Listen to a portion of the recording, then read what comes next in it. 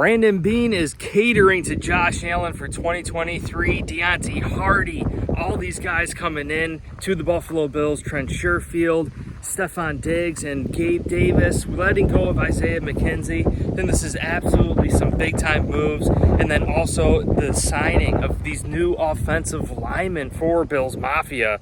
Really, the only thing that we haven't brought in is another solidified tackle to compete with Spencer Brown, but that's why we have this NFL draft.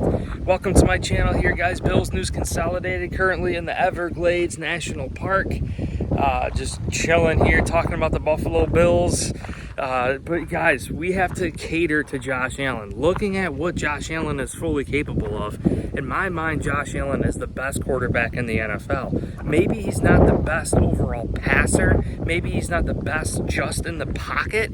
But when he scrambles, when he's on the move, when he has the ball in his hands and he's diving for the end zone, you know, I'm not seeing a lot of quarterbacks do that, even if they are great in the pocket. So Josh Allen is his own breed, and I think the Buffalo Bills need to cater to Josh Allen, and they already have. You know, him getting beat up, you know, Josh Allen, we have to make things as easy as possible for Josh Allen. Like, there's no reason things should be hard for Josh Allen, you know, especially when you have a number one wide receiver in Stephon Diggs, and you got Gabe Davis, right? You got Khalil Shakir coming up through the ranks. But really, the other issue I think the Buffalo Bills need to have is really a Lee Smith type tight end. You know, the extension of an offensive line. Having a tight end that can actually block. I think the Bills are definitely going to be looking at that for this year's NFL draft. When you look at all the tight ends on the Bills right now, they're all like 245, you know, 250. You know, if you get some bigger guys in there, maybe a 270, 280 pound guy like a Darnell Washington in this year's NFL draft, you know, the thing is 27th overall to me is just a little bit rich. You know, it's a little bit too high to draft him, and you really don't know what he's going to turn into, what kind of prospect Darnell Washington is going to ultimately turn into, right? But I do like the tight end group, and I think the tight end class is very deep, as everyone has been stating. Now, why not draft one late in the draft? You know, there's Mallory from Miami, and also Allen from Clemson, another Allen to Allen connection. So Brandon Beane brings in another backup quarterback to Josh Allen, and I think that's huge too, competing with Matt Barkley. But yeah, guys, we could potentially have 3 Allens on this team after the 2023 NFL draft. Now, looking at this defense, I know everyone wants to complain and everyone's nervous about starting an inexperienced middle linebacker in this defense. Look what he's freaking surrounded by. He's surrounded by Trey White. He's surrounded by Micah Hyde, Jordan Poyer, Von Miller, Ed Oliver, Daquan Jones, Greg Rousseau in year 3. And the Buffalo Bills have statistically proven that players after the draft in year 3 have their best seasons. So really, other than Tremaine Edmonds, you know, I think the Buffalo Bills could really expect a lot more from Greg Rousseau, who was inexperienced coming out of college, only had 1 year of production, right? We can get more out of Boogie Basham, AJ Epinesa, all these guys progressing into the players that they're going to progress into. You know, Tim Settle, and a lot of guys on the D line, Jonathan Kingsley, right? Brandon Bryant, Eli Inku. There's so many guys under the radar defensive linemen on this Buffalo Bills team. I trust Sean McDermott. I trust that the Buffalo Bills are going to be able to stop the run again in 2023, just like we did in 2022. Therefore, I think a middle linebacker that's a little bit smaller, a little bit more agile, faster, that could break on the ball, create more plays and pass coverage makes so much more sense to me. You have to be instinctive. That is a God-given trait. You have to have those instincts to break on the ball, feel a natural feel where the ball's going to go, and you get there. The ball, you intercept it, you make plays for us.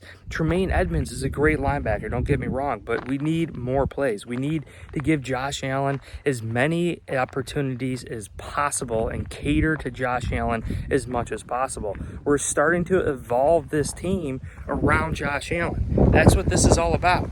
You know, knowing that Josh Allen and what he is best at throwing the ball, having a high potent passing attack, having this high potent offense to run up the score on teams.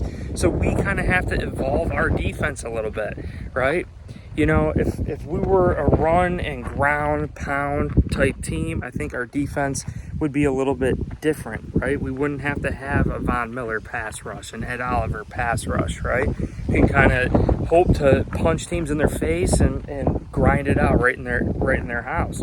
But the Bills aren't doing that. We're trying to run up the score. We're trying to be up in games by 2 or more possessions, therefore making opposing teams pass. So, and then you're passing against Trey White, Dane Jackson, Kyer Elam, Von Miller, Ed Oliver, and again, this entire defensive line. I think this entire team, it's really 3 phases. It's 3 phases. It's offense, defense, and special teams. And you see what we did with Terrell Dotson, Tyler Matakevich, bringing these guys back in. There is value on special teams that the Buffalo Bills have. You know, Deontay Hardy could play special teams too. Nyheim Hines, we saw return those kicks last year, and I think that's kind of what made McKenzie a little bit more expendable, right? The other players too, that Isaiah Hodgins, he was expendable because he didn't play special teams as well. So we really need these players to contribute on special teams. And again, Balin Spector, Terrell Bernard, they're a little bit smaller in size, but I think they're fully capable. I think they're fast enough. You know, if they're whatever they lack in overall speed, they can make up in instincts. But when you have speed and instincts, it is absolutely a dangerous thing. So Trenton Simpson, to me, ran a 4.4340, right? And if he lacks a little bit of instincts compared to other linebackers, if we feel as though that we can coach him up, something else the Buffalo Bills thoroughly believe on, that's our philosophy, is that we could build these players up, right? We could basically create them and be the best players of themselves. And we do have Al Holcomb, an ex-linebacker coach from Carolina, here now as the Buffalo Bills defensive assistant. We saw what Leslie Frazier did with all these defensive backs, and Sean McDermott with, I mean, all the defensive backs that have come through here. Levi Wallace, Dane Jackson, Taron Johnson, all these unnamed players becoming stars in the NFL. But it really boils down to catering to Josh Allen. The 2023 Buffalo Bills have now built the interior of this offensive line. Ike Butker is kind of a question mark, right, coming off an injury, but McGovern, Edwards, Greg Mance, Mitch Morris, Bates, right? This is a tough, top-notch competition.